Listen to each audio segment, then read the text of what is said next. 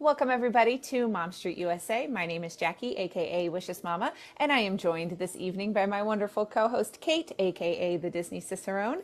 And we are both back at home and ready to record another podcast because it's been a crazy couple of weeks for us with Disney trips and everything, but we're excited to be here. Yeah, and we have a really fun topic for tonight that I think is so appropriate as the weather heats up. We're going to be talking about prepping for summer in the Disney parks and how to beat the heat, which I think we all kind of need. So, Yes. very excited Yes. for this topic tonight. Absolutely. Yeah. So we hope that we can share some little tips with you. A lot of this stuff I feel like we've talked about in other shows or talked about on other lives or whatever it may be. But this is kind of your all-encompassing area to get all of the tips that we could think of to help beat the heat. Yeah, especially I feel like you're right. Like some of these we have put in other places. There's some new stuff on here too, but it's like having it all in one place, I think is super helpful when you're just like, okay, I just booked a trip for summer. I know my summer trip's coming up and I need to figure out how we're not going to melt in the parks. Yes. Because that's what it feels like. Right. It truly does. So let's hop right in to start off this. The most important thing is the very first one that we have on our list for tonight, and that is hydration. Making sure that you are drinking water and making sure that you are drinking a lot of it and frequently. So just a couple things about water in general. Obviously, Kate and I just showcased our water bottles. Taking a refillable water bottle is a huge help. Especially, I like the ones that are insulated for two reasons. One, they don't sweat in your bag if you have them in a backpack. And two, they actually keep your water somewhat cold or very, very cold, depending on how good your water bottle is. So this one I actually just bought for my recent trip. It is an Owala. It is technically the kids size Owala, but it fits inside of my Loungefly, and that's why I bought the smaller size. And I love Mine it. does not fit in my Loungefly, and I don't use this one in the parks, even though it has all my cute stickers on it. Yeah. Because so I bought one that's a little bit closer to that size for my Loungefly that I specifically use for the parks. But it's packed away with my park gear, so it's not here. Yes. So this is the one that I used last trip, and I loved it. I had no issues with it. I was concerned about how small it would be, but there are so many spots in the parks that you can refill that I really only once or twice was I like, I'm out of water, and it took me like longer than I wanted for me to actually get to somewhere to get water to refill. So Yeah. Christina says if you're not going to the bathroom, you're not drinking enough water. That's a really great way to judge that. And especially if you're kids too, if you're traveling with your children and they are like just don't need to go to the restroom at all, they probably need to be drinking some more water. So that's a heads up, like more water breaks, more stops, gotta sip more of that water. So yeah, exactly. So something that's helpful, we talked about refilling. Any quick service restaurant at any of the parks will give you cups of water, no problem. Sometimes you may have to wait or kind of catch someone off to the side depending on how busy it is. But most of the time you just go up to the window and just ask for a couple cups of water. They usually ask you how many, and sometimes they'll give you a whole tray full. Now they are usually the little size cups, so keep that in mind when you're asking. If you're like, oh, I only need one, you may need more than one to actually refill your water bottle all the way. So keep that in mind. yeah.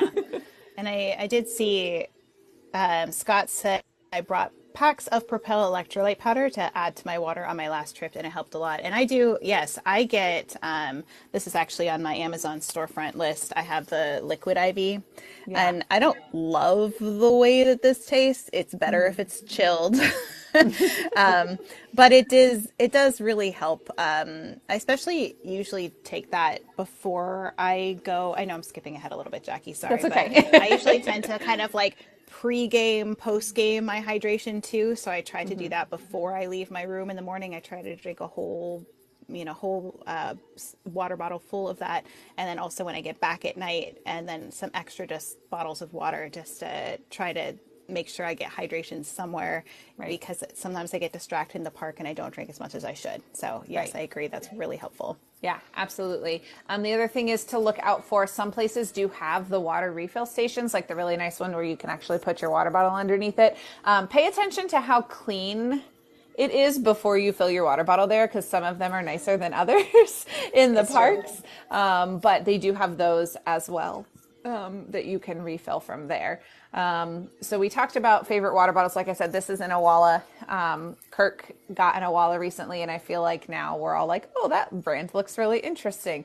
So I really, really like this one, like I said, because it's insulated. And I took it last week, and I had ice in it, and it lasted all day in the parks, even when it was like 90 degrees outside. So it was really, really nice. Great. So, okay, let's see if we can do this off the top of our heads, because I don't think either of us wrote this down. What is one of your favorite places to get water in Magic Kingdom?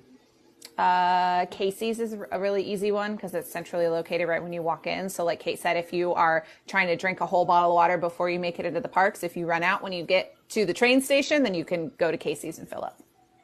That's a good one. I also like Cosmic Rays has that really good just water fountain. If you don't want to like wait in line to get water, you can also fill up there, and the water actually tastes okay. They're not all created equal. Right. We've learned that about the Tron water, because it's just sitting in the sun. Something about it just is gross. So I just don't understand why they put it there. Like if they could have backed it up a little while, like a little ways, it would have been in the shade and it would have been totally fine. But yeah, it just bakes in the sun. It's crazy. If you're in Disneyland and you're looking for a good place to get water inside, gosh, I want to say Pinocchio Village House, but that's old school. In the Red Rose Tavern in Fantasyland, so right next to Pinocchio's, if you can go in there, even if you haven't gotten food, and there is a little fountain that's like a little fill up, that it's not a water fountain, but rather like a little faucet that you can use to refill your water. So that's usually one of my go-to places, because I tend to spend a lot of time in Fantasyland. So that's one of my favorite places. And then if you're in California Adventure, there's a really good one that's in Adventures Campus. I feel like those are kind of like central in those parks, so I tend to go there a lot. But name of your water bottle brand. I have that question, Jackie. What was the name of yours? This is an Owala. Oh, that's going to be backwards. Owala. Owala. Is it in your Amazon storefront? Maybe. I can't remember. I know I meant to add it, and I can't remember if I actually did. I know it's in Kirk's, so if you follow Kirk at Walrus Carp, I know he's got those in his storefront as well. I got mine at Target. You can find them at Target. You can find them a lot at like Home Goods and TJ Maxx as well as on Amazon. So lots of different places that you can get them. But yeah, I really like the insulated part of that. Definitely worth the investment. Yeah. Jay says that Bubba is what he uses. I really like Iron Flask. They're an Amazon brand, or at least they're on Amazon. I don't think they're Amazon brand, but they're insulated as well. So I really, I'm probably going to get this in a smaller version and then take it to the parks, because I need to replace my other one, because my Loungefly took all the words off of my water bottle. So sad. Those zippers are ruthless. So yeah, I will say one thing that I like about this one that I found is that it's not too heavy, because there was one day that I had a crossbody bag in the parks, and I just took a carabiner and clipped it. It has a little lock on here, so that way, because like to flip this one open, you just pull down on that. But it's got a little lock on here, so if I locked it and hooked a carabiner on it and just put it on my crossbody, it wasn't too heavy that I felt like it was hurting my shoulder, which I really liked. So that was also helpful as well. If you're someone who doesn't carry even like a Loungefly, you like a fanny pack or whatever it may be, grab yourself a couple carabiners and find one that's got a hook on the top that you can hook it on with. Yeah, that's a good idea. Denise says she uses Simple Modern, and they have some with cute Disney prints on them too. So that's another option. Yeah. And Lem's telling me, but how are we going to know it's from the studio employee store from Disney if I don't use my other water bottle? So, well, you're not going to know anymore because all of the writing is off. It's all so gone. It doesn't matter anyway. Even Mickey is like gone. So sad. What size are the bottles? Do you have a specific size for yours? Mine is, this is 22 ounces for mine, which is not, it's too big for a Loungefly, but great for like a stroller. If you're taking this one is 14. 14. Yeah, and you could get probably one with a similar size that's a little bit bigger. I think Allie was in here and said she had a 19-ounce version of this, and it's like just too big. to fit in her Okay. Loungefly. So somewhere Smaller than between, 19 ounces if you're generally doing the speaking, if Loungefly you're thing. looking like one that's approximately this size and shape. Because, they're all created a little bit differently depending. So yeah, I would say probably 18 or less would fit in a standard size Loungefly. Yeah. So yeah, We talked about Magic Kingdom, Epcot places for water. yeah. The main one would be in the Connections Cafe area. They've got the Yes. Oh, self-serve that one's so good. It's machines. cold too. That's like the best one for me. I So love that's a that good one. one. Also, the quick service at the bottom of the land building, which is next to Garden Grill, Sunshine Seasons. Is that what it's called? Sunshine Seasons, yeah.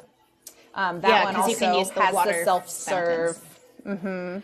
Yeah, so those of you who don't know, if there is any of those restaurants that are kind of like cafe style and they have those water fountains where you can get sodas, like soda fountains, you can go and refill your water bottle there using the little water tab, Yep. and nobody's going to be like, you can't be in here, you can't Right. do that. So if you want ice, if you want water, that is a really great place to go. Any of those places that are kind of like a free-for-all for fountain drinks. So Yeah, get your water Satuli bottle filled. Canteen at Animal Kingdom is that way. I know I used that one on my last trip Yeah. as well. Regal Eagle. Nicole says Regal Eagle. Yep. Yep. So any of those places like that have those self-service soda machines that have the water, you like Kate said, you'll have no issue going in. So yeah, I would top off with ice and fill with water, and by the time I finished my water, my ice would still be good to go. So I was like, neat, that's helpful.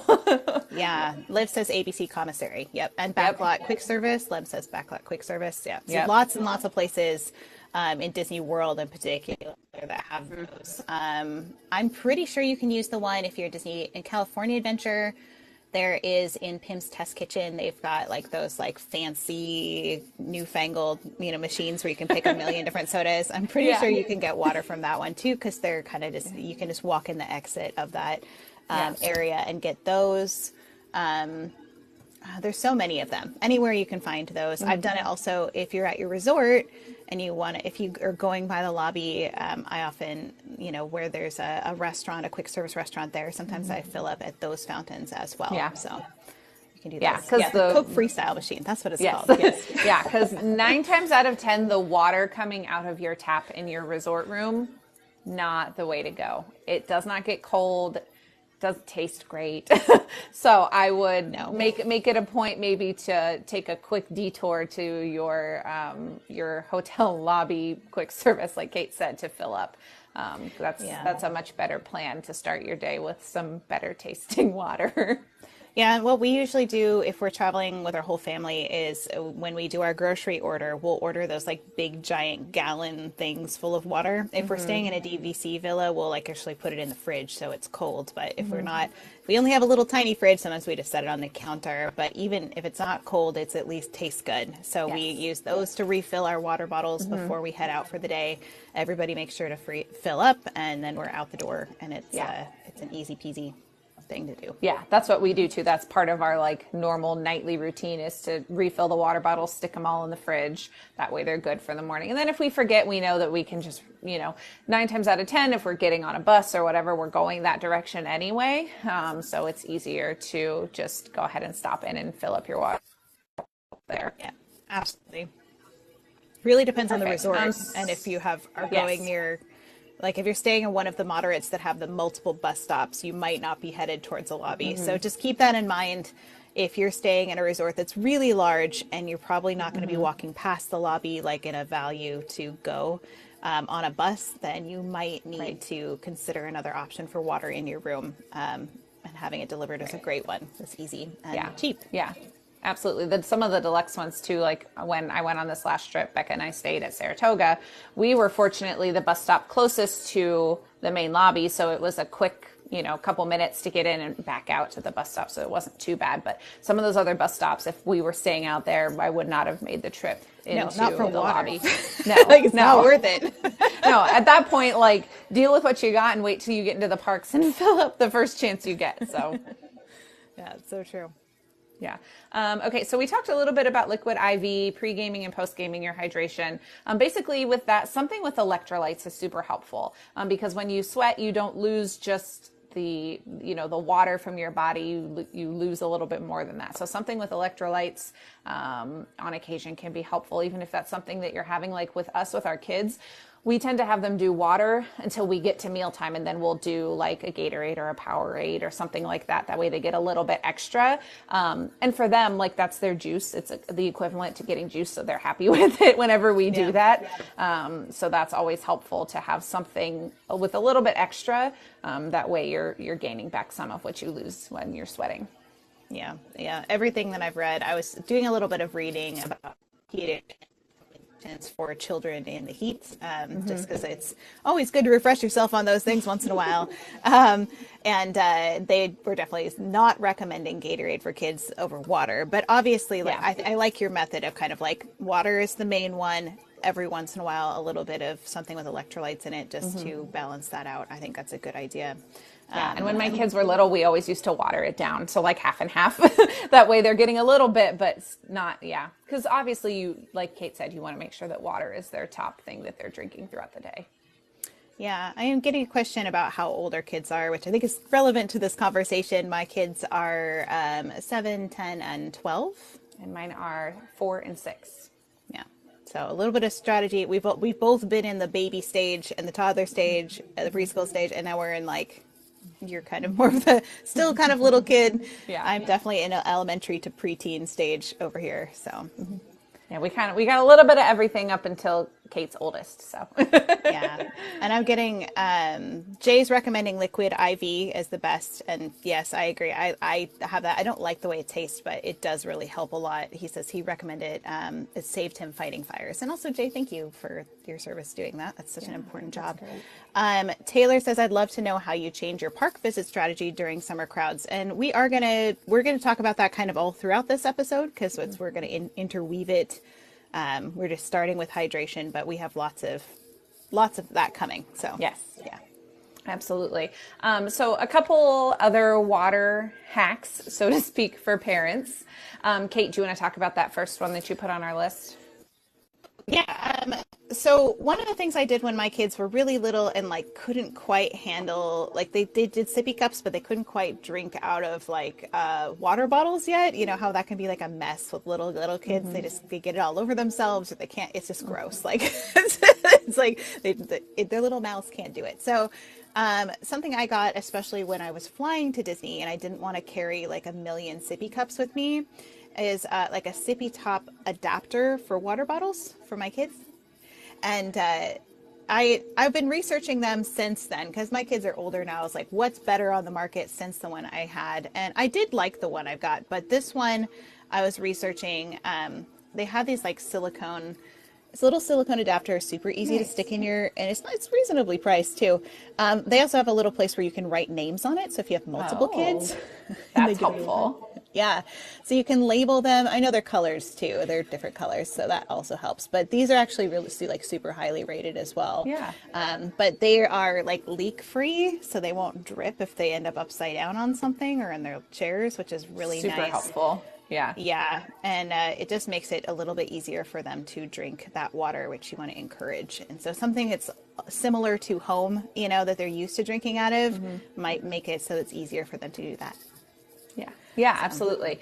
So something that we do, because we still travel with a stroller. Now, I wouldn't recommend this if you're going to be carrying everything, but what we do is we have a bigger water bottle that's like an insulated water bottle that my husband usually carries around, and we will fill that all the way with like water and store it in the bottom of the stroller. That way, if we get into a pinch where we're not by a quick service restaurant or whatever happens, you know, you never know, on the way home on the bus or whatever, we can refill our kids' water bottles from that water bottle. So it's helpful just to have a backup. Like I said, we use that because we still have the stroller. I wouldn't suggest carrying around a gigantic water bottle at Disney. But if you've got, you know, if you're going to be having a stroller already, that's something you can just slide in the bottom. That's been super, super helpful for us, especially the last couple trips. Our last family trip in October was really, really hot. Kind of like out of nowhere, it was really, really hot, and we knew it was going to be warm, but we weren't quite ready for how warm it was going to be. So having that extra water bottle was super helpful because we had just brought our kids small ones, not thinking that it would be a big deal, and we ended up needing much more water than we thought we would. Yeah. If you have older kids and you don't have a stroller, my kids tend to carry their own bags. I have them here. They look like this. They're actually super lightweight and packable. Each of my kids has one of these. They're all color coded. I got them different colors. These were actually super cheap, but they've lasted for a long time. And so my kids carry their own water bottle, and we just do stops like when we all have water breaks, we all stop, we all fill up our water bottles. And I really do love, I'm going to say Kirk from Walrus Scarp, I'm going to give him credit for this. He says, when we stop to get water, we like finish our water bottle first, or drink as much of it as you can before you refill it. And I think if it's not empty, and I think that's a really great method to remind you to drink your water. Like, okay, we're going to take a water break. Everybody's going to drink as much water as they can, and then we'll refill our water bottles. And so that's a great one if you've got older kids and they are carrying their own water, that you can get fill them up and make sure they're drinking enough water. Yeah, absolutely. Another thing that you can do, Kate and I talked about putting water bottles in the fridge overnight. If you've got a freezer, you can always, if you're using like plastic water bottles, you can always freeze them as well. And then those again could go in a bag. Make sure if you're using just the plastic ones, you've got some sort of a coating around them, like some sort of something to prevent the moisture from getting everywhere. Or you could stick them again in the bottom of a stroller if you've got a stroller. That way you've got some extra water on hand. But freezing them can be helpful. Some of the resorts don't have a really great freezer section in their little tiny refrigerators. So that may be dependent on where you're staying. But that is an option that you can consider as well. Yeah. And I did get a question about if we have all of these things that we're recommending on a list. I actually do have my Amazon storefront. That's where I'm getting all this from.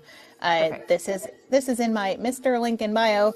And I have all like 40 items of things that I recommend on here. And this is just to be helpful for you guys. All asked me for that. So it is in a link that you can find all these listed if you're looking for them. Yes, there's more that we'll talk about tonight on them. Yeah, and I have some of this stuff listed in mine. I probably need to go through and update it. But you can actually find both of our storefronts if you're on my side. It is actually both of them are in the Mom Street link in the bio over here. You can find Kate's on her side, so you can kind of find them wherever you are. Yeah. So yes, one last thing that I wanted to just mention, and Christina kind of hit on this earlier on your side of the chat. If you're a parent going with kiddos, monitor your child's bathroom usage to make sure that they're getting enough. Like we talked about earlier, making sure that they're using the restroom frequently enough that you feel like they're getting enough liquid replenishment throughout the day. It's a really good way to monitor. It's kind of, it sounds a little silly to be monitoring it, but especially if you're there in the heat of the summer, you really want to make sure that your kiddos are getting enough. Yeah, and it's tougher when you have older kids because you don't really know if they are or not. But I just kind of judge on like how often they like need to use the bathroom. I'm like, do they need to go? Because as a mom or parent, or like how often your kid usually uses the restroom in general, and you can just kind of judge off of that. Like, okay, they are not getting enough water. We need to drink some more. So yeah, absolutely. Yep. For sure. And then one other thing that's just a fun way to get a little bit of extra in you is getting a cold treat. Last week I was walking around Animal Kingdom. It was really hot by like 11 o'clock. And I was like, you know what? I need to get something to help me cool off, help me get, a little bit hydrated maybe, but mostly just to help me cool off. So I stopped and got a Dole Whip. So getting a cool treat of some sort can Twist my arm. I know, darn. But can help cool your body off and can give you a little bit of a treat to help. And honestly, for me, whenever I eat like ice cream or Dole Whip or something like that, it naturally, like I end up drinking more water with it as well. So that always helps me personally. So just a fun way to and you're taking cool a off. break. So sometimes when you just sit down or rest for your brain starts to think, oh, I should probably be drinking water. Just slowing down for a few minutes really can help a lot. Jay says with his godson, he always sends him to the restroom every 2 rides just to be sure. It's kind of nice to develop a system of like, we're going to go to the restroom at these intervals just to make sure everybody's A-okay. Yeah. Ours is one of those things where, like, if we pass a restroom and it's in a convenient spot for us to stop, oh, okay, we're all gonna go, and we all go in. So, because my Yeah. kids are younger, so I've dealt with them being newly potty trained at the parks and being like, okay, nope, every restroom we see, we're stopping and we're going. You So would they're be, probably past that by now, but yeah. I'm still in that mode where I'm like, nope, because I do not want to get stuck in a ride line and be almost to the front and them say they have to go, because It has happened to me. right.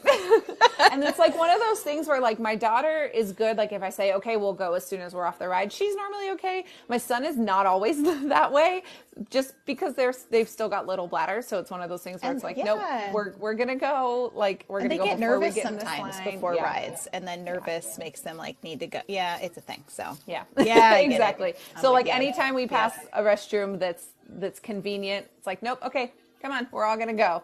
And they look at me and they already are like on the verge of knowing how to roll their eyes at me, even though they're only 4. Oh, I get the eye rolls. I get a lot of the eye rolls. It's fine. I'm almost there. I will join the mom eye roll club here soon enough, I have a feeling. But yeah, just like, nope. I'm glad you're not there yet fully. But it's one of those Enjoy things where it's that. like, nope, we're all going to go. You're going to go. Mom's going to go. Dad's going to go. We're all going to go. Let's go. Yeah, yeah, absolutely. Okay, so getting a cold treat. And so next thing on our list here is pretty obvious ones. I feel like it's what we do anyway when we need it, but seeking shade and finding things that are in air conditioning. This is admittedly, shade is easier at Disneyland. AC is easier in Florida. It's a lot harder to find large air conditioned places in Disneyland, although it does exist. And in Florida, goodness, there's like no shady seats outside.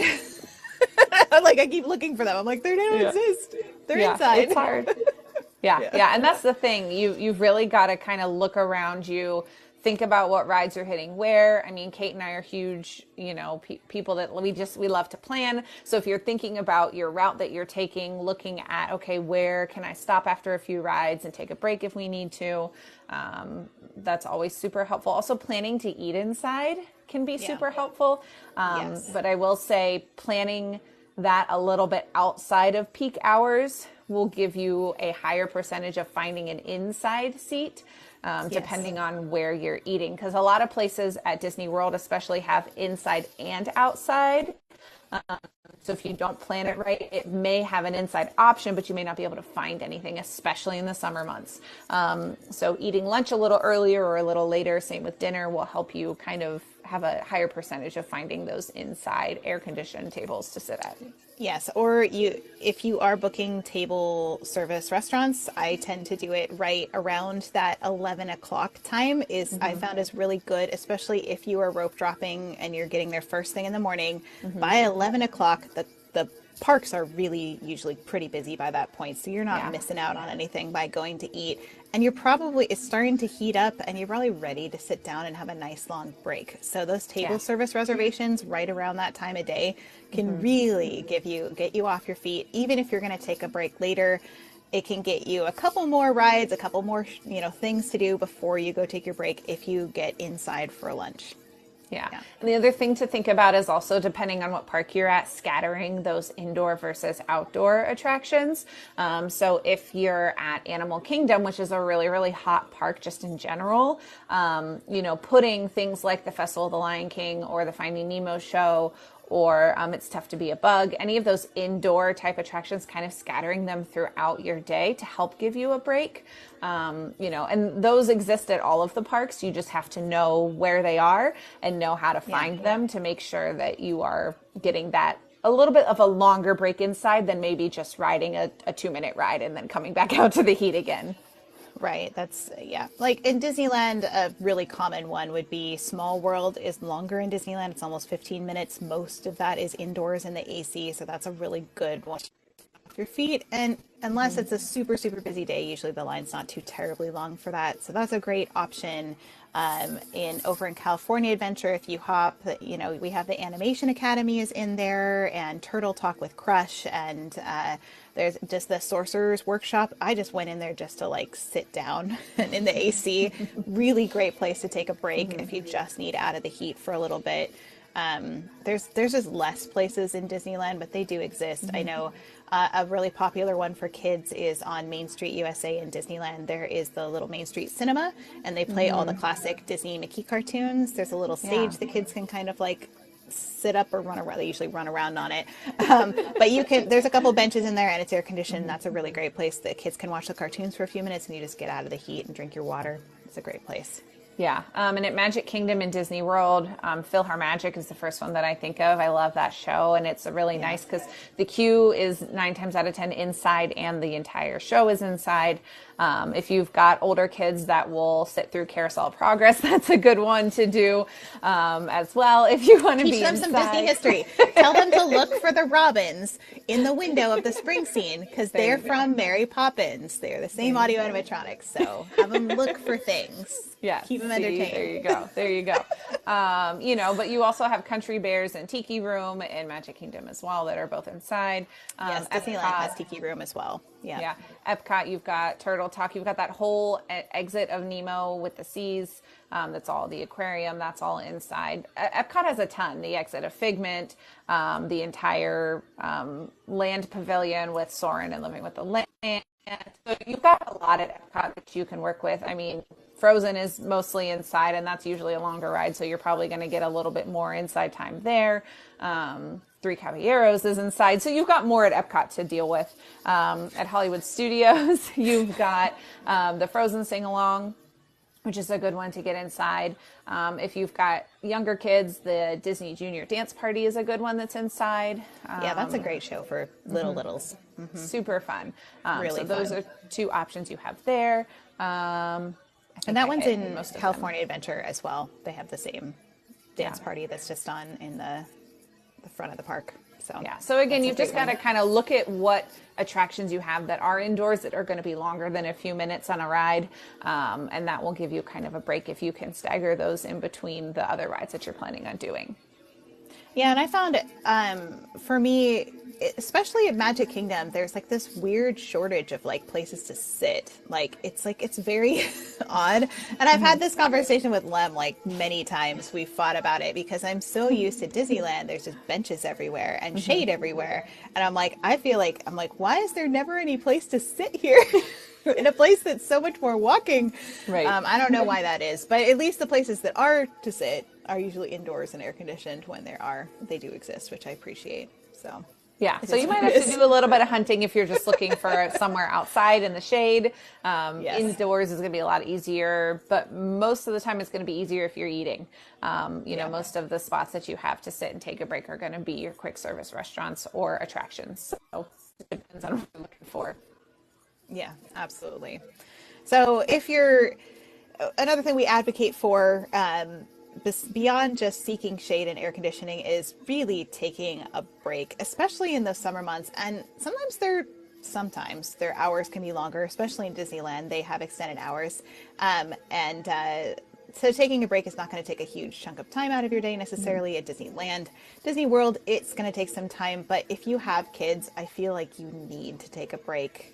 Yes. In some capacity. If you're like, no, we go from, rope drop to fireworks, we are not stopping, at least take a break indoors in one of these AC places we talked about for your health. But going back to the resort can really be a game changer for making sure you don't feel like you're punishing yourselves with your vacation, if that makes sense. Yeah.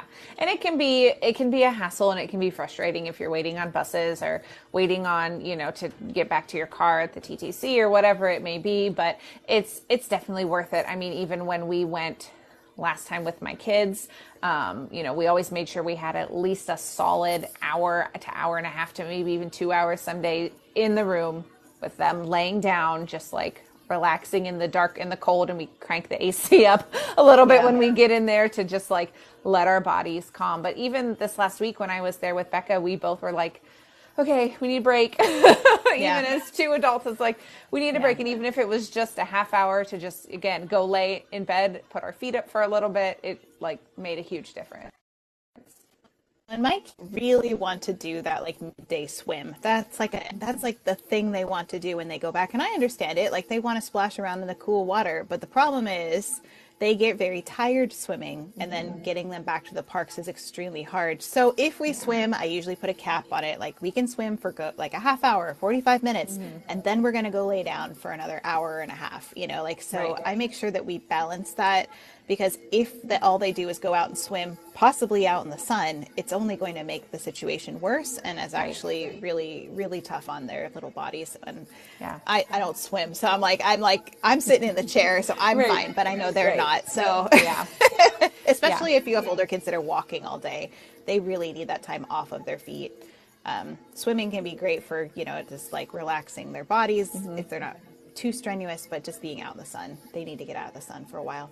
Yeah. And also, when you're planning that midday break, I always advocate leaving earlier than you think you typically would need to. Yes. I've talked about it. Kirk has talked about like not changing your kiddo's schedule when it comes to nap times, especially if they're younger.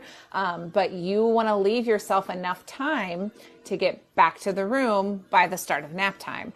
So depending on how you're traveling, where you're traveling, how far you are from the park, you want to leave 30 to 60 minutes at least usually to get back to your room to start your nap time, if that's something that you're doing. And that's something that we found with our kids too. Like we have to leave significantly earlier than we thought just to get them, out to the buses, on the bus, wait for the bus, get on the bus, get home, walk to the room, all of those travel things, just making sure you're planning enough time. And same goes for getting back to the park. If you're wanting to be back for a show or you have a dining reservation or whatever it may be, giving yourself enough time to get back to the park as well. Just considering that. Yeah, and it's, I always say if you're in Disney World, give yourself an hour and a half using Disney transportation to get where you need to go. Now, there's some caveats with that. If you're staying in a place that has the Skyliner, you may get there sooner than that because the Skyliner gets you there pretty quickly. Same with monorail, depending. But if you're using the Disney buses, give yourself an hour and a half because it sometimes does take that long waiting on the buses. Just to get, and the transportation time, it adds up so quickly and it takes forever. So hour and a half, if you have to be somewhere at a certain time, give yourself an hour and a half so that you're not stressed trying to get there on time. And you can usually make it there in an hour, but it takes a long time. If you're in Disneyland, it doesn't really matter. You usually walk from wherever you're at. So it's like, 10 to 15 minutes, you're good. But Right. Very, very different when it comes It's to very different. transportation. Yes, for sure. Yes. For sure. Going back to the resort, something that I did this last trip when I went back to the resort that was super helpful was just soaking my feet in cooler water in the tub. Yeah. Not only did it help my feet feel better, but it also just helped lower my body temperature. So like I wasn't just sweating sitting there too. You know what I mean? If you're planning on going back to the parks, that can be a super helpful thing to do. When I was pregnant and I went to the parks, my husband went back for our afternoon. I would always run and get ice so I could ice my feet. Same thing, just finding ways to let your body cool down and relax. So I would, sit there with my feet in the water just for a little bit and then go, sit out in the room and relax and lay in the air conditioning. But that was a really big help to just bring my whole body temperature down. So even if you can get your kids to stand in some cooler water, whether it's at a splash pad on your way, back to your room, you let them take their shoes off and go put their feet in the splash pad for a minute or whatever it may be, but that can also help as well. Yeah, for sure. Dawn says her husband needs his nap time too. My husband also needs his nap time. He does not like that I run him ragged when I'm there. So sometimes he's just like, peace out, yo, I'm leaving. I'm going to take a nap and you can do whatever you want. And is there a worse feeling than seeing your bus pull away with tired kids? No, I think I've literally cried when I've seen the bus pull away right as we've gotten there. Cause it's going to be another like 20 minutes before there's another bus and you're exhausted and you're done. So and you have to stand there in the queue waiting for the bus. Yeah. That's when I'm like, if I'm by myself, that's my husband gave me like an Uber card, like gift card as a gift. Yeah. And he's like, because there's going to be times when you just really want to get to where you need to go. Yeah. So. The only caveat about that is at Magic Kingdom, then you still have to go back to get on a ferry or a monorail I to know. get to. Like, it's It just doesn't not work worth at Magic it. Kingdom. No. It works other places. Yes. And I will say, so along the lines of feet, while we're talking about feet, that sounded weird, but I added some things at the bottom, but I'm going to pull it up a little bit. So I know I come from a cooler climate, and going to a hot climate can cause like really severe like swelling when I stand for a long time. If you're not used to walking 14 miles or standing for, 5 to 6 hours a day, sometimes your feet can get really swollen.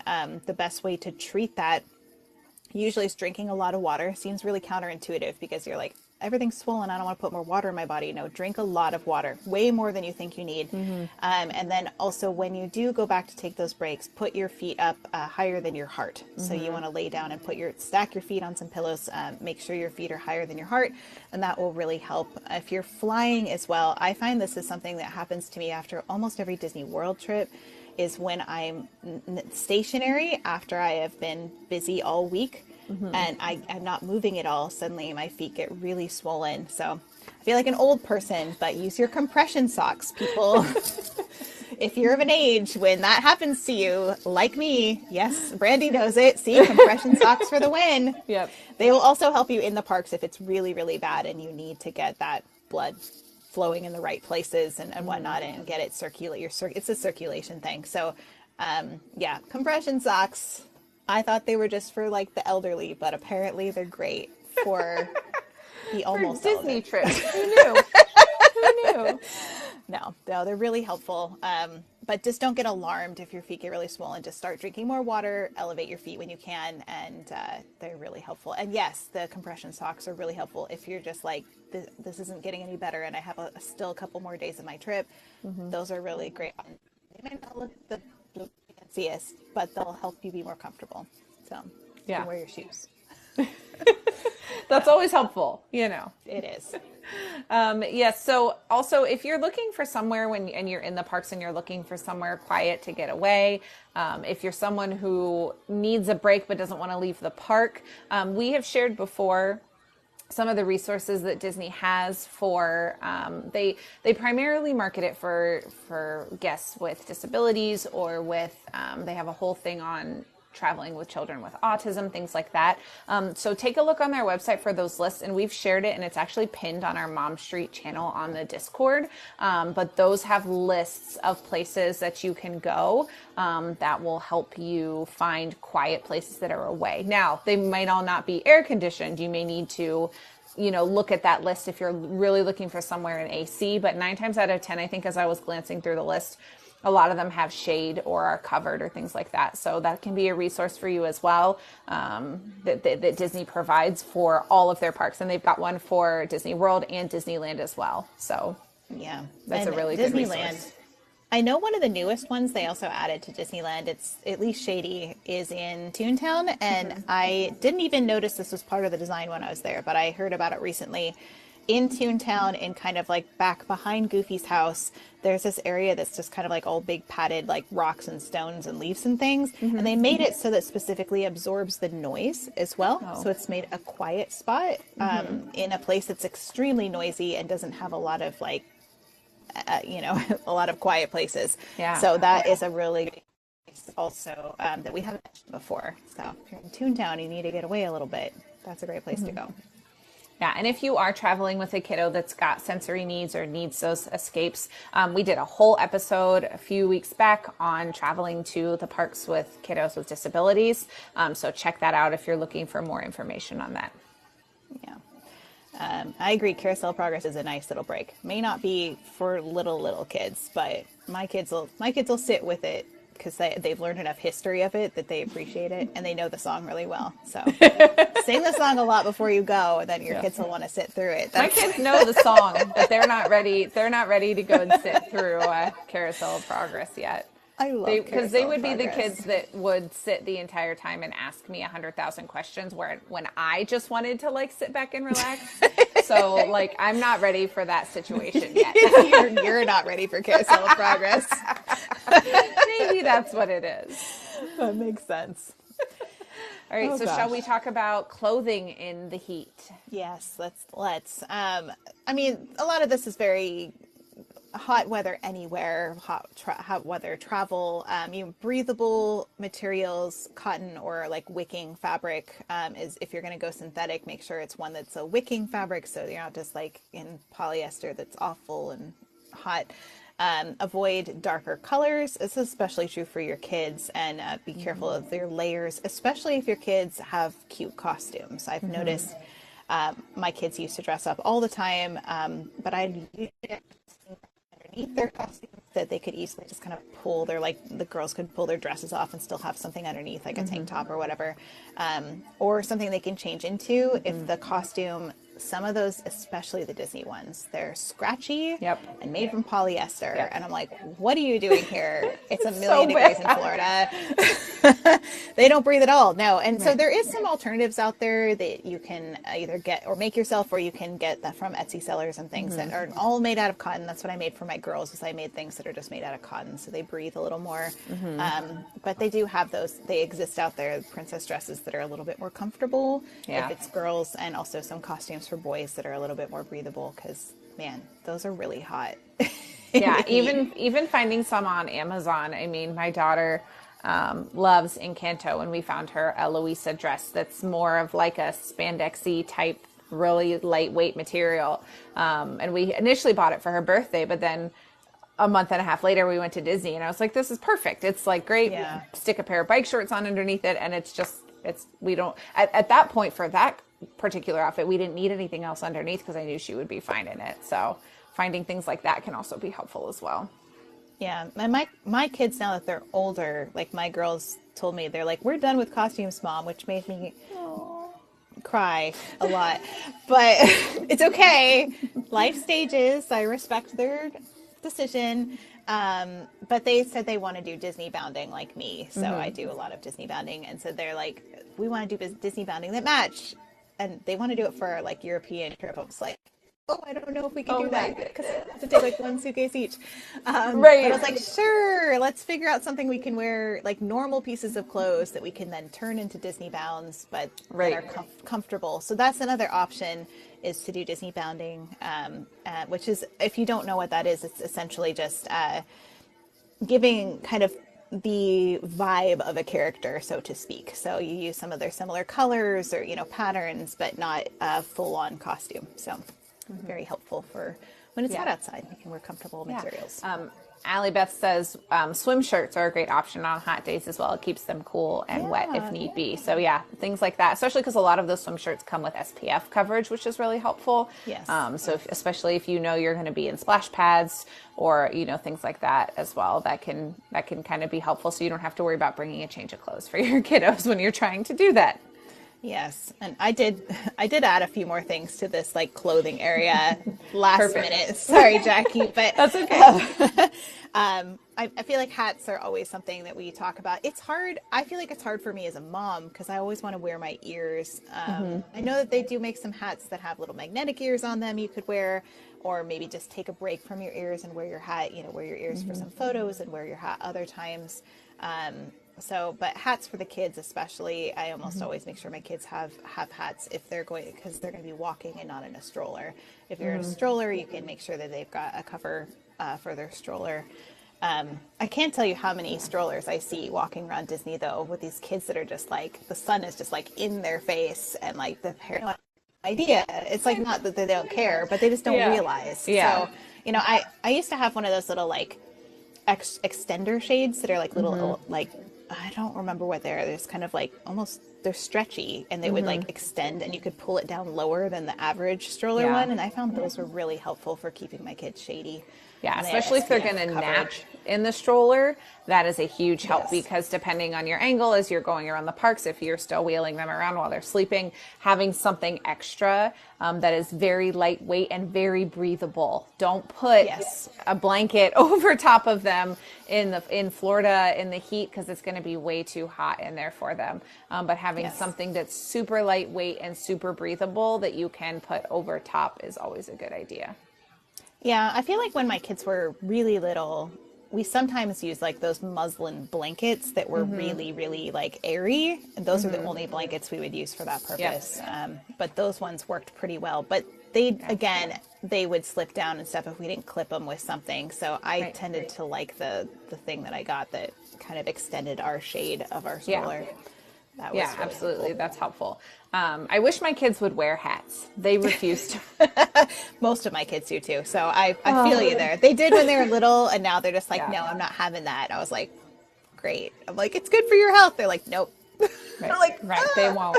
It's like, okay, well, all right. We'll just keep an eye on that. Well, I think part of it is that it's for my oldest especially, it's a sensory thing. He doesn't like when he's hot and sweaty. He doesn't like that on his head, which, like, okay, kiddo, that's totally fine. Let's just make sure you're getting enough shade and all that kind of stuff. So, and yes, Dalen said over here, please be extra careful about covering your stroller. Absolutely. You always want to make sure that there's good airflow through there. Alida said use a fan if you need to, and we're going to talk about those a little bit later. But always making sure that there's plenty of air movement through there for sure. Absolutely. That's why I always liked the stroller extender thing, because it didn't actually close it entirely. It just made it like a little bit lower and a little longer so that it covered more of their body from the top, which I appreciated. Yeah. Nicole asked how old were our kids when they had their first visit. My son was 11 months. So my oldest was 11 months. And then from there, pretty much younger than that, because we just went all the time. My son was like 20 months the first time we took him. And then my daughter was a little bit older because her first trip got postponed 3 times due to the pandemic. So she was almost 3. Well, like 2.5 when we took her. That darn panini just gets us every time. Yeah. 3 times we rescheduled her first trip. So that was, it was a lot. Anyway. I have a question from Megan, just that I'm just going to answer real quick. She's asking when my next trip is. I'm going to go in the end of July. My husband's going to go with me, which is super fun. So I'm going to go the last week of July to Disney World. And I'm mainly not going in June because I am publishing my next book. I'm working on getting it finished, and I just needed time when I was not traveling to get it done. So that's why I usually try to go more often than that. But so end of July. Yeah. Perfect. So we talked about hats, also sunglasses, making sure that their eyes are protected when it's super sunny outside, making sure that they have sunglasses that fit them. It's okay if they're using sunglasses that are big and, if they like your sunglasses and they want to borrow them, but you really want to make sure that they're getting full coverage because it is really, really bright in Florida in the sun. So you want to Southern California, both places. Right. So you want to make sure that they're getting full coverage with their sunglasses as well. Yeah. And the polarized ones, I think, are really important too for their little eyes. It says protect their eyeballs from the sun. It is so bright. It's hard. My kids never like to wear sunglasses. So I say you either have to wear a hat or you have to wear sunglasses. You got to pick one because you need some sort of sun protection here. We're not just... Right. We're not just going with nothing. And that's usually the compromise I can get with my kids too. If they don't want to do hats, I can usually, or like if my daughter wants to wear her ears, like I can usually get them to wear sunglasses when we're outside at least. So yeah, they need something covering them from the sun. So yeah, for sure. Another way that you can do that, if you're already going to be carrying an umbrella in the park, you could use that for shade as well. I see that, I feel like more frequently now than I used to see in the parks with people using umbrellas for shade. I don't know why that is, but I feel like on this last trip, I saw quite a few that I was like, I don't remember seeing that before. I know. I feel like there used to be a lot of discouraging people from bringing umbrellas in the parks because of you might bump into other people, which is a concern. And I feel like when it's really, really busy, you have to be very careful you don't hurt somebody with your umbrella. And especially giving your kids umbrellas, they're not very conscious of that. Right. So, you know your own kids and what they're capable of. But I'm starting to think that I might take one more often just because I'm so fair skinned. And I feel silly doing it. But I was just like, oh, gosh, especially if you have if you're taking a medication where you can't be out in the sun, just that walk around Epcot World Showcase will do you in. You really, it's unless you're constantly going back into the countries and out of the sun. It can be really tough to do that walk. There's a lot of not shady places in Disney World. So the idea of having a parasol or an umbrella just to give yourself a little bit of movable shade is not a horrible idea. So but again, please be careful and aware of people around you if you are using one or if you're letting your kiddos use one. And we've actually done that on our stroller before, where the tray table worked out that we could kind of hook our umbrella and it kind of provided a little bit of shade. Yeah. Like an extender, like you were talking about. We've done that before too. Yeah, you just got to do what you got to do to get out of the sun, So, Right, absolutely.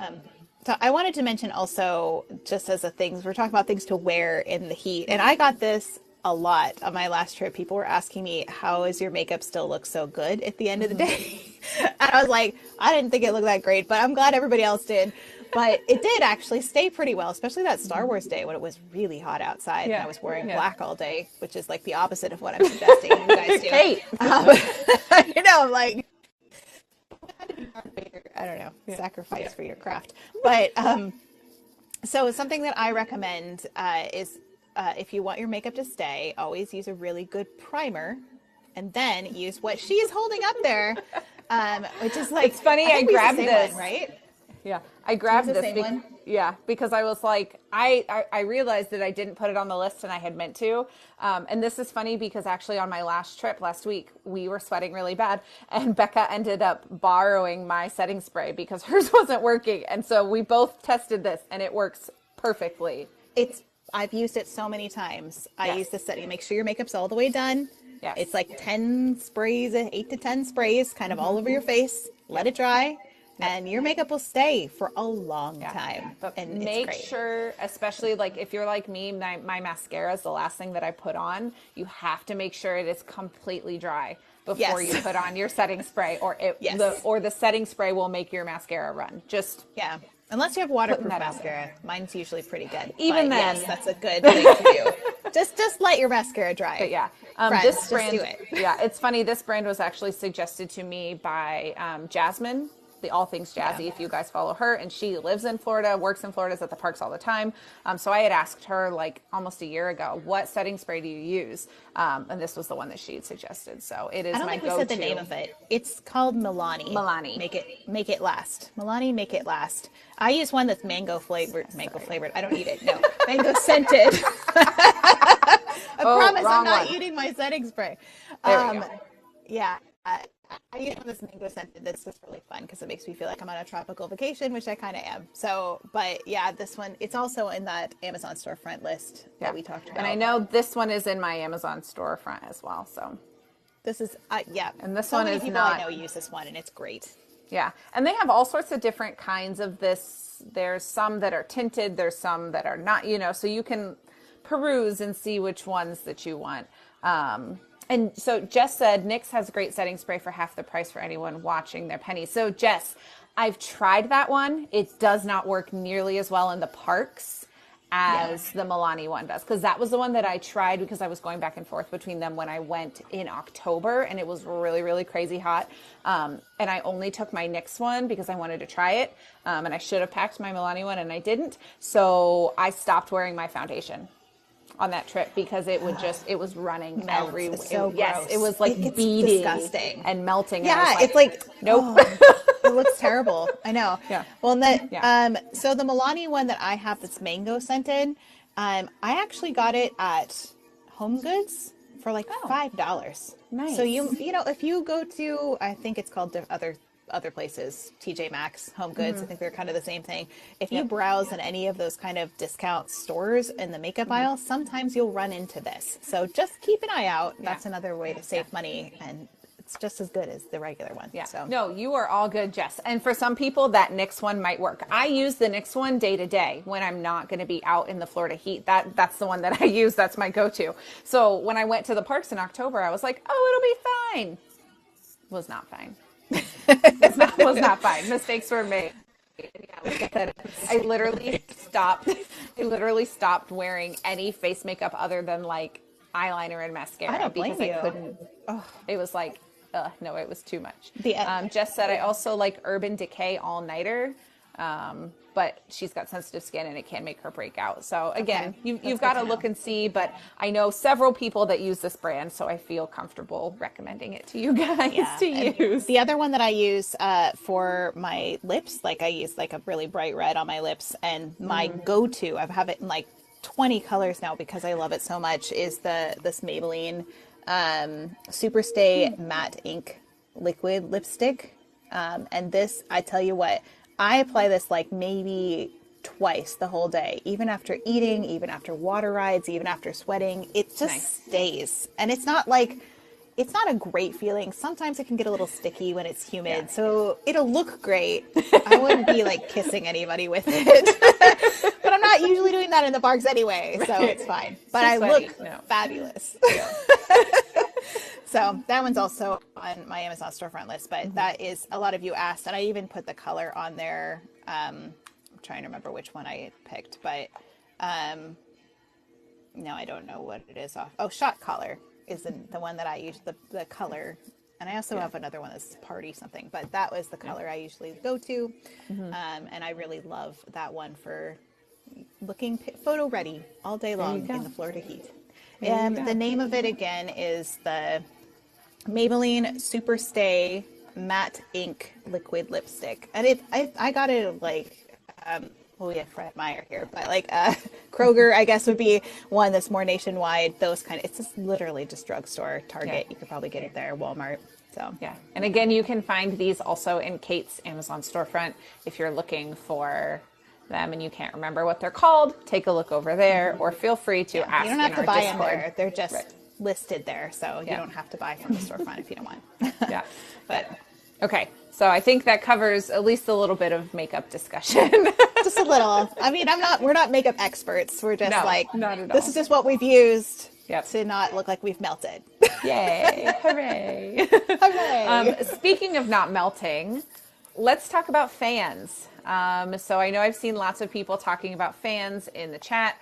Yes, having a good fan, whether it be a small handheld fan, those ones that go around your neck, the spray bottle fans, whatever you like to use. Kate and I both use this little one that is so nice, super compact, that opens up. It's got 2 different speeds. I know. So it is really, really nice. The thing that I like about this one in particular for my kids is these blades are not going to hurt their fingers if they put their finger in it. So if I do this, it stops. It doesn't and hurt. And then it kicks off. Like it's not going to go again after you stop it with your finger. So when my kids say that they want to borrow my fan, and it got, in our last October trip, because it was so hot, it got passed around several times. I never had to worry about if they were going to hurt their fingers on it as 4 and 6 year olds. So that is super helpful. I also use this in the morning to dry my makeup and dry spray as well. I never thought to do that. That's so smart. Yes, because I'm like, I don't want to wait for this. I have other things I need to do. I got to get out the door. I'm a woman on a mission. I got to get to the parks. Oh, yeah. I also love about this that it not only is a fan, it's also a flashlight, and it will charge your phone. It's a battery pack, it's a flashlight, and it's a fan with 2 settings. And it literally is like, some of those fans you can get, they're just not very strong. This one with 2 settings, the high setting it's a strong one. It's like nice. you can see. Ooh. Yeah. And I don't typically use it for the charger just because I generally have other chargers with me. I have used it for the flashlight. It's like an emergency charger. Yeah, and definitely for the fan as well. And the charge, if you're not using it as a charger, one charge will last me my entire Disney trip. Yeah. It's got a really I long literally battery. haven't charged this since I purchased it. It's just, I had to looks charge like a it for bear. this last. I know. I had to charge it for this last trip. It's so cute. Oh, It's you so can't even see the cute. little face on mine. But yeah, No. the last trip, it's worn off now, but I showed my kids that it was a little bear and they made me draw little eyeballs on it, but they've worn off since then. Look, Because it they says it's didn't on like that sale, it too. didn't have, yeah. Yep, so it's perfect. I will never buy another fan because I have this one, and I'm even debating about if our next trip, if we go in the summer, buying one of these each for my kids. Because like I said, I feel safe giving that to them because I know that they're not going to get hurt by it. The only thing I have to watch is my daughter's hair because she will get it tangled in there. But that one is really, really good. Well, and we've used so many fans. Like I've used so many fans that have broken. I've ones that hang around your neck, and ones that spray water, and I have ones that I've had to replace the batteries on or like carry extra batteries with me. And I was like, I'm done with this now. Like, I'm not doing this anymore. And even those like giant Disney fans they have that have the water, which is nice if you want to like a Mister fan, but they're really expensive and they're clunky and they're really hard to carry if you're just don't have a stroller. So this has been a lifesaver for us. I have one, my daughter has one, and I'm going to buy one for my whole family when we go to Disney because it's that great. Yeah. Jess says I also have a neck one for my daughter because holding anything makes her hate it. That's totally valid. So they have a lot of those that will rest like here or on like a little necklace, like lanyard that you can put on that'll blow like straight up at you. There's so many different kinds out there. Just think about what your kiddos need and what your family needs are. We haven't used it as much since my kids have been older, but when they were younger, we had one of those stroller fans with the big clip on it that had the arm that came out. That we used whenever they were in the stroller. So things like that as well, just depends. Again, like Kate said, you got to think about, are they rechargeable? Do I need extra batteries? How does that all work with what we're using as well? Yep, absolutely. Yeah, and if they need extra batteries, that's one more thing you got to think about on your vacation. So if you're shopping for fans, I personally like the rechargeable ones, especially because sometimes you can recharge them on the go if they don't last that long. Yeah. Luckily, these ones actually last a long time. But Yeah. Check out the reviews. Get one that you don't have to charge that often. Yeah. That's my recommendation. Yeah. Jess also says that there are neck ones that have covers for the blades and are safe for hair. That's good to know. So thank you, Jess. Yeah. You're not spamming at all. You're giving us lots of good information. We appreciate you. But yeah, making sure that you're looking at those types of things if you've got little ones. Making sure that they're safe for the kids. Like I said, that was one of the things that sold me on this one. My kids are a little bit older and they know better. They're not going and sticking their finger in it all the time. But if they happen to catch their hand, it's not going to hurt. Or they touch their sibling with it because that happens too. Or they're fighting over it, and because we only had one on my last trip, and they grab at the fan part. Again, not going to hurt their hand. Yeah, I see. It's such a minimalist when it comes to what I bring to the parks. Listen, I agree. I have only bring this fan when it's really hot, like 90s and up. Usually I kind of just soldier on without it if it's under that. But once it gets over 90, I'm like, I'm going to need a fan. Survive the day. Yeah, this last trip I really only used it. I had it in my bag, but I really only used it the afternoon that I was in Animal Kingdom because it just got way too hot. There was no cloud coverage, no breeze, and I was doing a lot of walking that day, and I was live streaming, and it got to the point where I got off the live stream, grabbed something to eat, and I was literally standing in the air conditioning with my fan on me because I was like, I'm too hot. Extra air. I know. I was like, I need the airflow on me. But Jackie hack. Like, go in the AC with your fan. Well, we were looking in the cooling. shops, and Becca wasn't done shopping yet, and so I just kind of hung out by the like right before you got in line at the register, and I was just like, this is not enough. I need more. The doors were also wide open in that area, so like the AC wasn't cranked as high. But I was like, I can't. I'm literally suffocating. It was one of those moments. I was like, I need something. No, I totally understand that. I've been there. Yeah. So another thing that you can use to cool off is, we haven't mentioned it recently, is something that my whole family loves, which is the cooling towels. And these, if you're not familiar with what these are, these might be your new best friend, especially for Florida weather. And if you are someone who suffers from prickly heat, because I'm not built for cold weather, for hot weather. I'm from a cold climate in my ancestry. This actually is so helpful. So what it is this towel that if you get it wet and you wring it out, and then you can kind of like snap it like this, and it gets cold every time you snap it, as long as it's wet. So if it gets warm against your skin, you take it off and just kind of like, just don't snap it against people. Watch the people around you, especially if your kids watch those around you. But yes, you can snap it like this and then just put the cool part, like the dark part, against your skin. You can put it around your neck. Sometimes I'll put it around my wrists because the blood flow through my wrists will help cool off my body if I don't want to put it around my neck. But this literally has saved our vacation for my son, who does not tolerate heat at all. So these, I would recommend, if you don't have any sort of laundry in your room and you're not going to do laundry, plan, either have 2 per person, so you can like wash one maybe and like let it, dry out completely, and then use the other one. If you have a longer trip, that is. If you have a short trip, you could probably get away with one, but they do start to stink if you don't wash them. Yeah. So have some sort of plan for how you're going to get them clean, some liquid detergent or whatever for the sink in your room or whatever you need. But they are such a game changer for that hot weather to just cool you off, and I'm a big fan. So Yeah. Cooling towels. Yeah. And also thinking about where you're storing them if you're taking a break from them. Having a baggie of some sort, or like a little swim bag or something for in bag. That Kate shows, they come with a little bag with them, so making sure you have a place to stick them if they're still wet but you're done with them.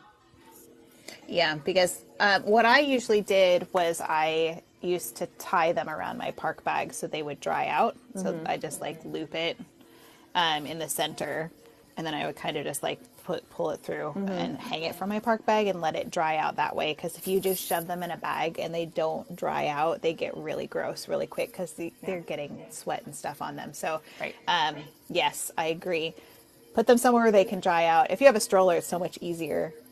You can hang them places and stuff, but yes, but they are, absolutely, I consider a necessity for kids, especially ones that don't tolerate the heat well. They will really literally save your trip. And anytime you go get water, you can just wet them down again. That's what we do. Yeah, absolutely. Absolutely. So let's talk about sunscreen. This seems like a given, but just want to mention a couple quick things about sunscreen. First of all, making sure that you're planning to have enough sunscreen for everyone to be able to reapply several times throughout the day. I know that the Florida sun is pretty significant if you're not used to it. As someone that goes down from Ohio, it's a little bit different than Ohio sun. So planning ahead for that, making sure that you can reapply as needed, and also being aware of areas that maybe in your home you don't have to worry about as much. Your scalp, the tops of your ears, tops of feet, if you're wearing like flip-flops or sandals, depending.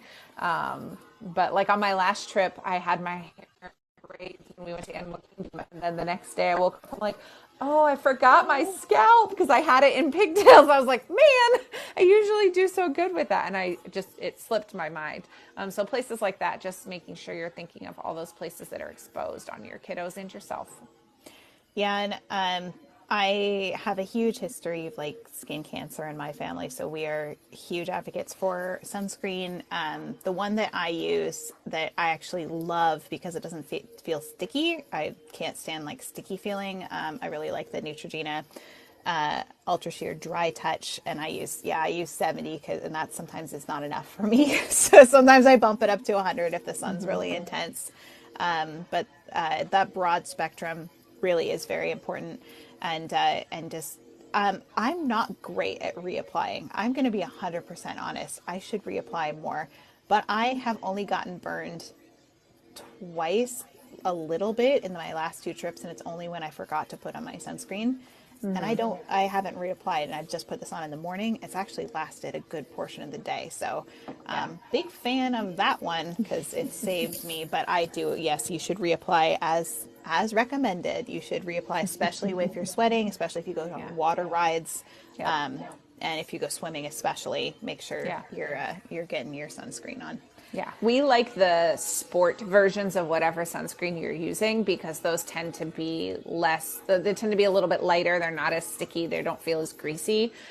So those are typically the ones that we use that our kids will tolerate because, again, my kiddos have some sensory things. So having it's a battle with them, especially with my oldest, to find one that he will use. So with him, we typically just use like a copper tone sport on his body, and then his face, I usually will use something a little bit stronger if he will tolerate it, but some of the times he won't tolerate the lotion being put on, so I just have to get creative with him. Yeah, I found my kids when they were younger, especially my son, he has sensitive skin, so I had to find ones that would not cause him to have, a big rash from it. And I find that the stick versions, my kids tolerated those ones really well when they didn't like the spray. My kids actually hated the spray because they're just like, I'm like, I don't like this. It's like, it felt invasive to them. But the stick ones, they really like those. And they actually, they would apply it themselves. And then I would go back and like make sure they didn't miss any spots. Right. But they felt like they were getting to do it themselves. So they thought that was like, the autonomy of getting to put it on themselves was really helpful. So I like the stick ones. Yeah, I've been working to desensitize my kiddo to the sunscreen. Yeah. We're slowly getting there. Well, it takes time. And, luckily, he's not super fair, so luckily he doesn't burn very easily. But if I can get at least a little bit on him, it's a win. There you go. Baby steps. Uber Steve says Bullfrog Mosquito Co. sunscreen SPF 50 every 2 hours. So that sounds like a good one. Recommendation there too. There's all kinds of brands. You probably have your favorite already.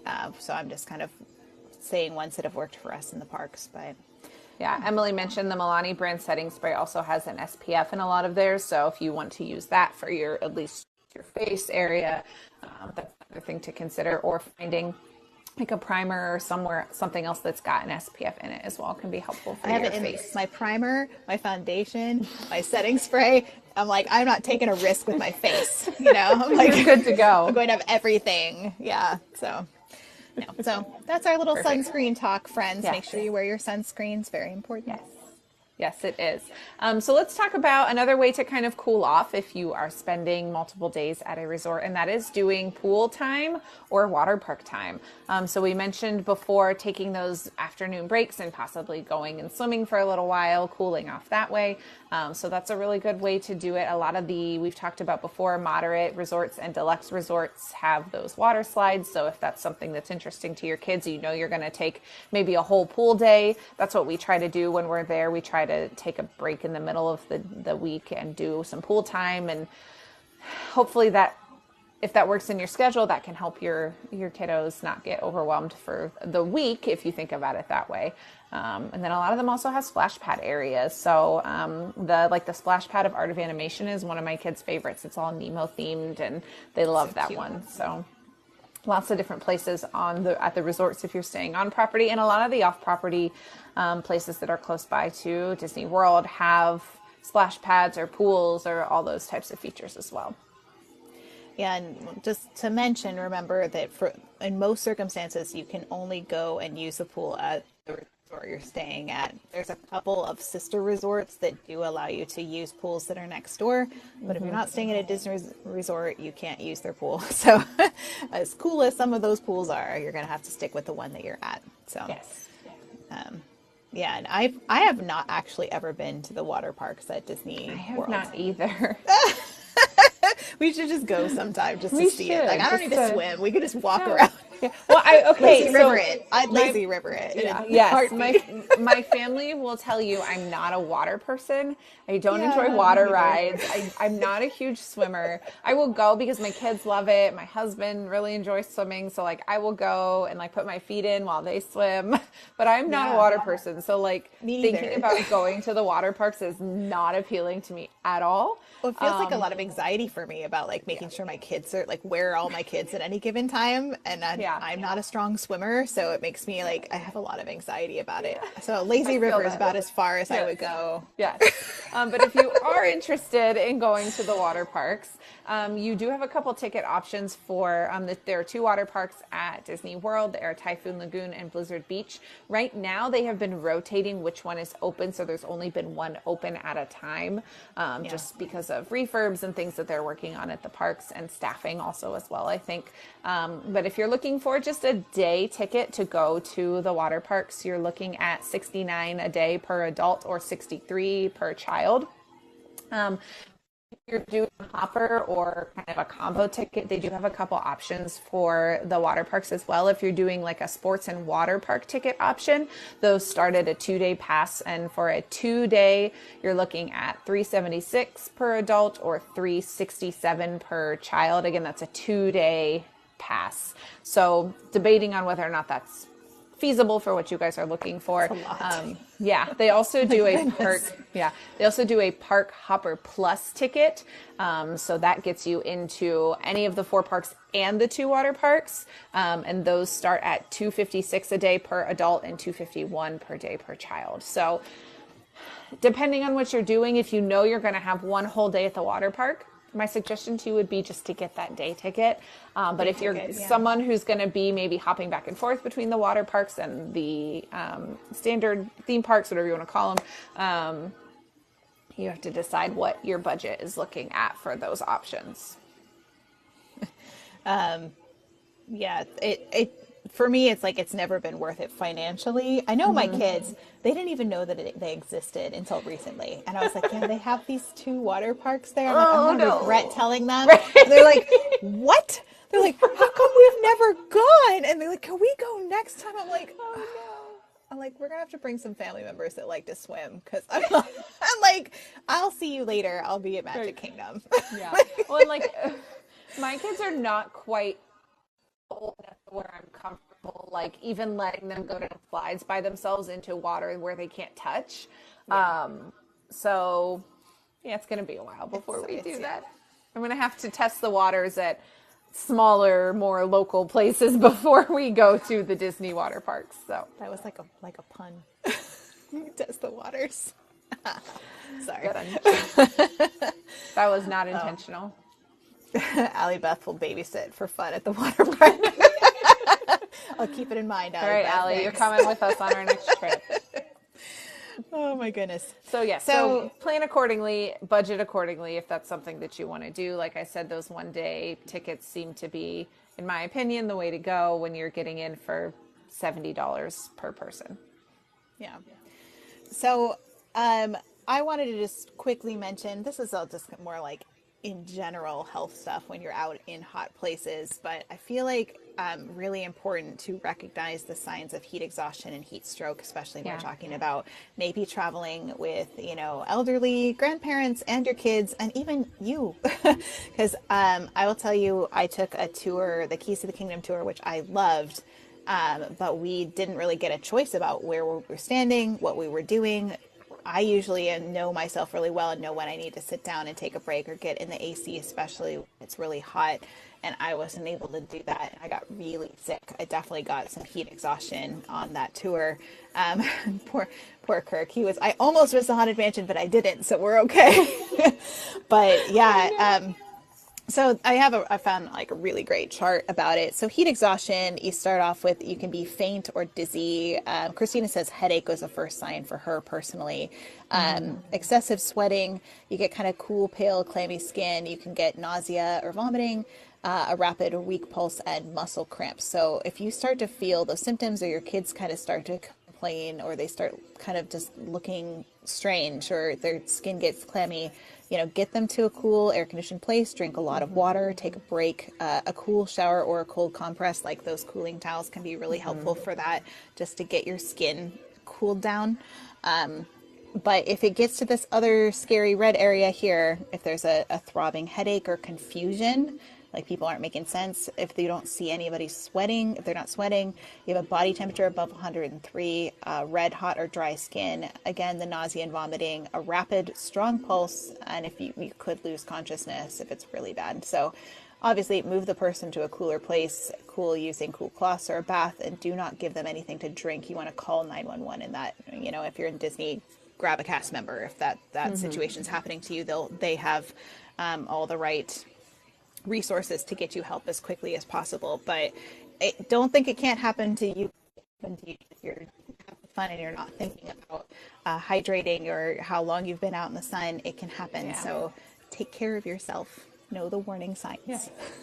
Yes. And if you're able to and close enough to those first aid stations at the parks, get there. If you're feeling at all like you or one of your kiddos or whoever may have some of these symptoms, if you're not close enough, then definitely just find the closest cast member and say like, hey, we need some help getting there. And they'll be able to help you out and figure out what the best case situation is for you guys. Yeah, giving them something to drink can cause toxemia. First aid first. Yes, thanks, Allie. Yep. So it's, if it just looked like you're just feeling a little bit hot and things like that, those heat exhaustion, there's a big difference between heat exhaustion, heat stroke. So know the differences between the two. I think a lot of it is like excessive sweating versus no sweating at all. That's like a big one for me that I would look for. But if you're concerned at all, yes, head to those first aid stations or just find a cast member. If they're far away from you, the first aid station's far away from you, find a cast member and say, I'm really concerned about my spouse, my travel companion, my kid, and they will get you the help you need as soon as you need it. So absolutely. They're well trained in those kinds of things. So yeah. I also wanted to touch on something that I feel like not a lot of people know about and they're surprised by when it happens. And I am assuming you know what this is, Jackie, the Disney rash. Have you heard of it? Yes. So I'm not going to show pictures of this because you can totally Google it if you want to. But Google at your discretion. If you want to see pictures of that, go for it. But it's essentially a kind of blood vessel inflammation that happens, and it usually looks like right around starts where your sock would kind of end and then go up your leg.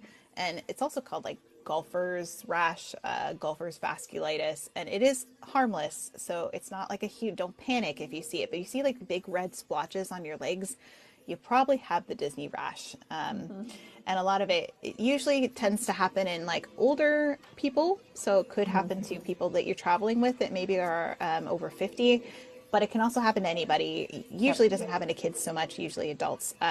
But if you see it, it's like exercise induced vasculitis is what it is. And so what you can do is, I think you can wear socks. That's one of the things you can do. But it can cause swelling or itching or pain or stinging. But it does disappear on its own in about 3 to 10 days. You just kind of have to tough it out, which is a bummer. Putting your legs, keeping your legs elevated, staying out of the heat as much as you can, which is hard on your Disney trip. Yeah. But yeah, that's keeping your feet elevated for as long as possible. Like we said, getting it above your heart can help, just like that swelling in your feet. But yeah, the Disney rash it's real. It's a thing, and it usually does happen in Disney World more than California, because people are walking more and it's hotter. It's a thing. So yeah, and also just kind of to touch on a little bit of that without going too in depth about rashes. But if you've got little ones with diapers and swim diapers or swim clothes or whatever, be really cognizant of the fact that their skin is getting dry when you're doing diaper changes, things like that, because my kids, both of them, when they were in diapers, when we took them, ended up with rashes just because of the humidity and the amount that they were moving and out in the heat and that kind of thing. So just being aware of that type of thing as well can be very helpful. Kirk from Walrus Carp has entered my chat and is now giving me all kinds of rash talk kinds of things. Please talk more rashes. I will say, I think something that we did not address with the clothing thing, and I think that we should, is the whole chub rub situation. Yes, that's true. So, and we don't need to go in depth with this, but that is a thing, and it can be very painful, the inner thigh area, if you're not careful. So you can either get an anti-chafe stick, or you can wear like, I sometimes wear leggings. You could also wear like bike shorts, kind of. Yep. Sometimes they make specific shorts for that, or bike shorts. Yep. That will usually help alleviate that situation. Yep. But for some of us, this is a real life situation, Yep. and it's really hard in the heat. Yes, bike shorts have been my saving grace, because even when I've tried to do like skirts or things that have shorts built in, it's not always enough to help. So just kind of planning ahead for that. Allie Beth says deodorant works in a pinch. Absolutely. Something that's going to alleviate the friction. I have a couple people saying glide stick. And so I use a similar version of that for anti-blister balm, because I use an anti-blister balm for my feet, but you can get kind of another version of that. I don't think I have one on my Amazon storefront, so I'll probably add one, but just because I wear leggings a lot, but they can literally save your life. Yes. Don't use sandpaper, Kirk. No, sandpaper does not work. Great. So helpful. Yeah. No, but this is real life here. We're telling you how to beat the heat. This is we're just going to be real with you. And I think drying out in general, just a good idea, especially in Florida. Just dry yourselves out, friends. Yep.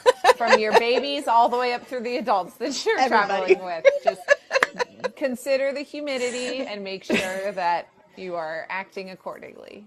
Especially if you're not used to it. If you're from a drier climate, it can really take you off guard, and you're like, what is happening to my body? And it's not pretty. So get out of the heat, cool off, dry out. That pretty much sums it up, ladies and gentlemen. We'll just leave it at that. You all know what we're talking about. But I think it is really important, though, for your physical health, your skin health, your personal health. Like, get somewhere cool often, especially in those super hot months. Yes, and, absolutely. Yeah. So and I think with that, that's the end of our list. It's hot in my closet, I will tell you. There's now a wind sound coming on your mic that you're going to be able to hear when you go to edit the podcast. You're going to hear the... It's a fan. Yes, it's my fan. So I'll put it down. Exactly. Well, if you missed anything that we talked about this evening when it comes to prepping for Disney for summer heat, this episode is going to be available on our podcast here in the next couple days. As a lot of you know, we've kind of shifted our format, and we're not podcasting as frequently because we're looking to do kind of more Q&As and chats with you guys to really connect and answer questions and get you guys information that you need. But this one will be podcasted and put on our YouTube. So if you guys missed anything, you can refer back to that once we get that posted here in the next couple days. Yeah. And as always, we do have our lovely breathable Mom Street USA, and there's other colors that are not dark, because we talked about not dark colors. We do have t-shirts available at DisneyCicerone.com, and stickers too. We still have a few of these ones left, the holographic ones, and then I got some new ones that are not holographic, but they're so much smaller. They're like little tiny ones, so they're little. I don't have them up here. I'd show you, but I love it. Yeah, there's some new stickers coming, so. Yeah, so if you want a holographic one, order soon, because I am completely out. Kate has a few left, so if you want that holographic one, now is your time to order. But yeah, so we thank you guys for joining us. Next week, let's see, what are we doing next week? Next week we have a Q&A. Look that up. I had to pull it up and look. I know. Next week we have a Q&A episode. So if you've got questions, if you've got an upcoming trip, or are looking ahead to a trip, make sure that you guys bring those questions with you. You can post them on the Discord if you're afraid you're going to forget or know you won't be able to tune in next week. We'll make sure to answer those for you there. But yeah, so next week will be a Q&A. And there is a link to that Discord in the link in what do I say? Mr. In the Lincoln bios. Bio. How are we saying Lincoln this? bios. In the bios. In the bios. In the biosphere. But we have our Walrus Car Pocket Fam Discord. We do have a Mom Street USA channel on there, and we would love to chat with you anytime you have questions about your trips. Kirk, if you put rash questions on the Discord, we will ignore them. Only from Kirk. We'll answer anybody else. Anybody else, if you've got questions, we'll answer yours. Kirk? No. Mr. and goodness. Mrs. Lincoln bios. Mr. Exactly. Lincoln. Are they married? Our bios are married. Our bios. Okay. They are linked to each other. So, They're linked. you know. Oh, yes. Oh, good. Abby says she'll answer your questions, Kirk. There you go. Excellent. She's got you covered. Good luck, Abby. Godspeed. Oh, goodness. All right. Well, thank you, everybody, for joining us for this episode of Mom Street USA. We hope that you have found some great tips to help keep you and your families cool in the Disney parks this summer, or just anywhere you go that is hot. And we look forward to next week doing a little Q&A with you guys and hearing some of the questions you have about the Disney parks. We'd love to help you out and see what kinds of questions you have for traveling with your families to Disney this summer and beyond. So yes, and thank you to everyone who contributed in the chat tonight. That was super helpful with all your tips that we could add in to the podcast. We appreciate you all being here.